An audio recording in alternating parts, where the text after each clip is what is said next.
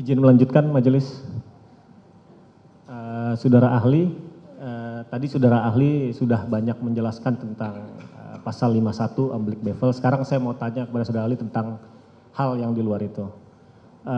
Pertanyaan saya yang pertama adalah tentang saksi pelaku yang bekerja sama dengan penegak hukum atau biasa disebut dengan justice collaborator.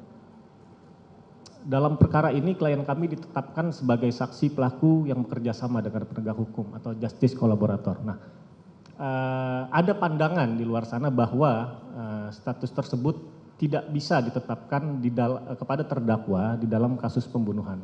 Nah, bagaimana pendapat dari saudara ahli terkait pandangan tersebut? Mohon dijelaskan.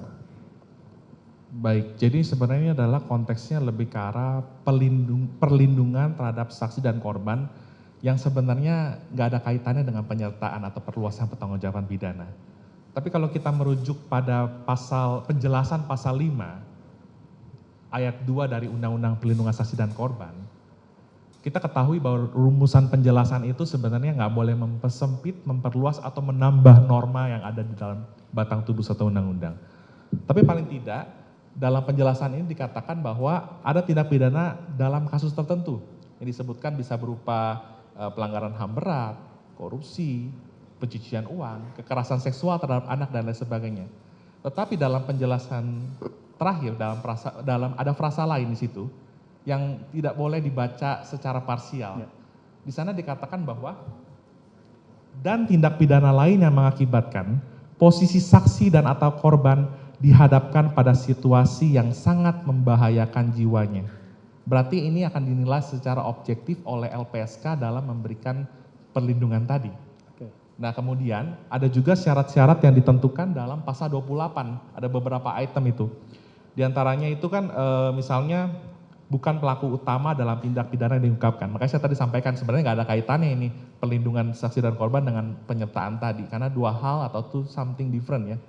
Nah, tapi poin menarik adalah di poin E dikatakan adanya ancaman nyata atau kekhawatiran, hanya kekhawatiran sifatnya subjektif mengenai terjadinya ancaman tekanan fisik atau psikis terhadap saksi pelaku atau keluarganya. Padahal kita tahu ya dalam Delneming tadi tidak ada saksi pelaku. Tapi ini dalam konteks perlindungan.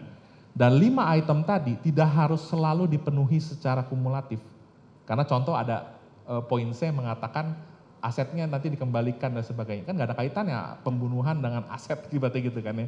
Belum tentu ada kaitannya tepatnya gitu. Jadi memang ini adalah dua hal yang berbeda dan ketika memenuhi persyaratan yang ditentukan dalam pasal 28 dan sesuai dengan tadi penjelasan pasal 5 ayat 2 yang menurut ukuran objektif, perlindungan itu bisa diberikan terhadap seorang yang memang mau mengungkap suatu kejahatan. Dan boleh saya tambahkan sedikit lagi? Sebenarnya definisi mengenai kejahatan serius juga ini kan ada bisa berbeda-beda ya, tetapi gini, kita bisa melihat dari pasal 6 Konvensi Hak-Hak Sipil Politik yang telah diratifikasi Indonesia melalui Undang-Undang Nomor 12 Tahun 2025 tentang ICCPR gitu ya. Jadi di pasal 6 ayat 1 itu dikatakan gini, di negara-negara yang belum menghapuskan hukuman mati, maka hukuman mati hanya dapat dijatuhkan terhadap beberapa kejahatan yang paling serius, the most serious crime, yang berlaku pada saat dilakukan kejahatan tersebut dan tidak bertentangan dengan Covenant atau konvensi tentang kejahatan genosida. Nah, kalau kita merujuk pada penjelasan pasal 67 KUP baru, itu di breakdown tuh.